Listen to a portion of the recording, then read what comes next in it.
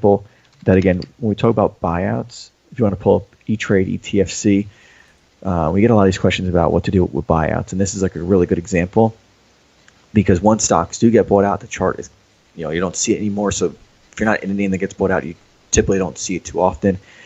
So we know E-Trade, a couple weeks ago had some news that it was going to get potentially bought out in the end of this year by an investment bank, and it gapped up on that news. It was trading at $45 before the news came out, and then when the news came out that it was going to get bought out, gapped up huge, up to 57. And we can see how quickly that this entire move got reversed and then some. And that kind of goes to show you, when a lot of times we'll hear newer traders, when a stock is getting bought out, they don't know what to do, or they think it's going to trade higher.